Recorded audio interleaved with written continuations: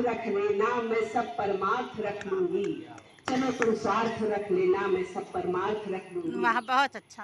आज के इस पतित पावन मंच को, जो कि अलौकिकता से इस आभा को हर तरफ चारों तरफ दिग्दिगांतर तक, भले ये कार्यक्रम छोटा है लेकिन इसकी रोशनी, इसका आलोक दिग्दिगांतर में प्रकाशित करने वाला है। मैं बाबा जी के चरणों में अंतस्तलीय नमन करती हूँ और इसके पूर्व जिनके यशोदान से, जिनकी कृपा से संपूर्ण सृष्टि संचालित है, ये वैश्विक स्तर पर जो हमारी धरा है ये सुशोभित है। कण कण में जिनका व्याप्त है, जिन कण कण में जो व्याप्त है, जिनकी आभा व्याप्त है, जिनकी अलौकिकता व्याप्त है, उनके लिए प्रणाम शब्द छोटा है। उनके लिए सब कुछ समर्पित करते हुए, क्योंकि ये उनका ही उपकार है हमारे ऊपर, जो हम लोग इस सृष्टि में, इस धरा पर चल रहे हैं, संचालित हो रहे हैं और कुछ अच्छा कर पा रहे हैं। और इसके साथ ही हमारे बैठे हुए स्वजन, विद्वत जन, आत्मीय जन, आप सबको नमन करते हुए, प्रणाम करते हुए, हमारे अग्रज बैठे हुए हैं यहाँ, श्री संजय गुप्ता जी, आप माया नगरी की धरा से यहाँ पधारे हुए हैं। घर पर आप आए हुए थे, कल ही आप मुंबई से आए हैं और आज जैसे ही मैंने बाबा जी की चर्चा इनसे किया, इन्होंने भी अपनी इच्छा व्यक्त किया कि ऐसे कार्यक्रम में मुझे भी चलना है, क्योंकि वहाँ के रक्षण को मैं भी अपने मस्तक पर सिरोधार्य करना चाहता हूँ। तो ये भी आए हुए हैं, इनका भी विशेष रूप से प्रणाम करते हुए यहाँ स्वागत करती हूँ मैं। दरअसल जब महापुरुषों की जयंती मनती है तो मुझे लगता है कि जयंती मनाना सिर्फ उद्देश्य ये नहीं होता है कि हम कोई कार्यक्रम करते हैं।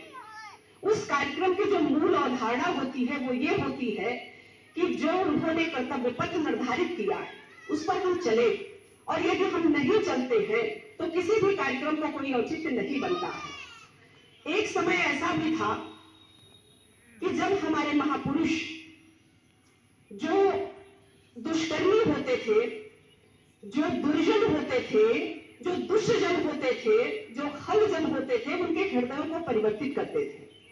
और वो चर्चा आज तक हम पढ़ते हैं, जैसा कि आपने अंगुलीमाल जी को देखा हुआ है। महर्षि वाल्मीकि से सशक्त उदाहरण, बहुत कुछ कहने की जरूरत नहीं है, लेकिन हमें लगता है कि कार्यक्रम कोई छोटा बड़ा नहीं होता, कार्यक्रम का मैसेज बहुत बड़ा होता है। जैसे हमारे बाबा जी ने आप जब से यहाँ आए अमेठी में, आपने अपनी सकारात्मक ऊर्जा से एक वातावरण निर्मित किया अमेठी में, जिसके अंतर्गत बहुत अच्छा लोग सोचने लगे, बहुत अच्छा करने के लिए लालायित हुए। आपका वो प्रसंग हमें प्रथम दिवस को ही प्रेरित कर गया, जो आपने बताया था कि आपके गांव में पगडंडी नहीं थी, आपके गांव में रास्ता नहीं था, बहुत सारी घास उगी हुई थी और आपने निर्णय लिया कि मुझे रास्ता बनाना है। तो जब प्रथम दृष्टया आप किसी असंभव कार्य को करने की मंशा जाहिर करते हैं तो उपहास होता है कि अरे आज समुद्र में कभी पुल बना पाएंगे, ऐसा कोई सोच सकता था। लेकिन आज हमारा विज्ञान सब कुछ कर रहा है, आज हमारी टेक्नोलॉजी सब कुछ कर रही है। वैसे आपने अपने उच्च मनोबल से उस कार्य को कर दिखाया था कि अपने गांव में रास्ता ना होते हुए रास्ता विहीन गांव को रास्ता युक्त किया था।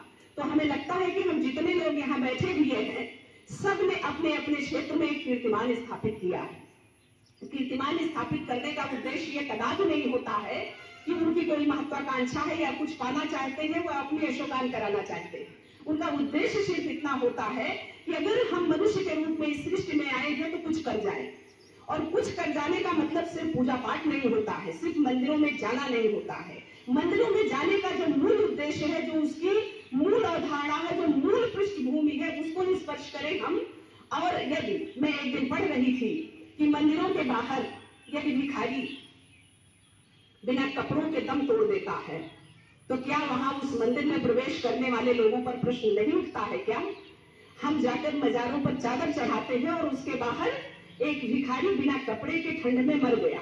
तो निश्चित रूप से हमें सोचना होगा। बाबा जी के विचारों ने मुझे इसीलिए प्रेरित किया। सामान्यतया मुझे बहुत ज्यादा पूजा पाठ में रुचि नहीं लगती है, लेकिन आपकी चीजें हमें इसलिए प्रभावित करती हैं कि आप इन सब चीजों को सम्मिश्रित करके, समाहित करके सोचते हैं और उसका क्रियान्वयन करते हैं। और इतने दृढ़ इच्छा शक्ति के हैं ये कि आसमान को झुकाने की सामर्थ्य आप में है, आसमान को भी धरा पर लाने की सामर्थ्य बाबा जी में है। तो आपकी ये मंशा, आपका ये उद्देश्य कि कोई दुखी ना हो, सब सुखी हो, सब अच्छा सोचे, सब देश को योगदान दे।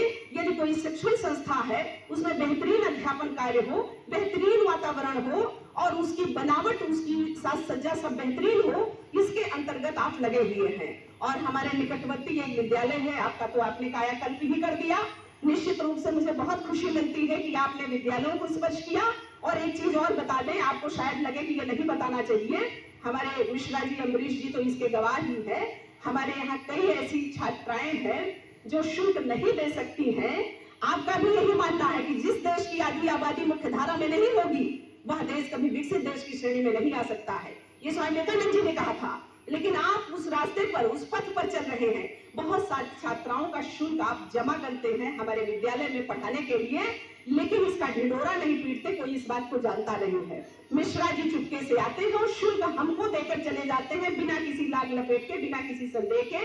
एक कागज में नाम लिखते हैं और लाकर शुल्क हमें दे देते हैं कि मैडम ये आपकी छात्राएं हैं, इनका शुल्क आप जमा कर दीजिएगा। तो निश्चित रूप से ये मंशा, ये भावना, ये अवधारणा, ये संकल्पना तुझनीय है, परम्य है, संजीवनी सदृश है। हमें लगता है कि महापुरुषों के सत्संग का महत्व पूर्व से ही रहा है। ऐसा नहीं कि विकृतियां किसमें नहीं होती। कौन मानव इस सृष्टि में ऐसा है कि जिसके पास विकृतियां नहीं है। विकृतियां समय समय पर सबकी कहीं ना कहीं उमंगे मारने लगती हैं, लेकिन महापुरुषों का सानिध्य, उनका सत्संग गुणवत्तामयी होता है। उनका सानिध्य हर समय अलौकिकता प्रदान करने वाला होता है। इसलिए मुझे लगता है कि ऐसे कार्यक्रमों में हर व्यक्ति को जाना चाहिए, अच्छा सोचना चाहिए, अच्छा करने की कोशिश करना चाहिए। अगर हम झाड़ू भी लगाए तो इतनी खूबसूरती और कलात्मकता से लगाए कि रोड से गुजरने वाला व्यक्ति देखकर ये कह उठे कि वाह क्या झाड़ू लगा रहा है। अगर हम शौचालय भी साफ करें तो जब कोई उसमें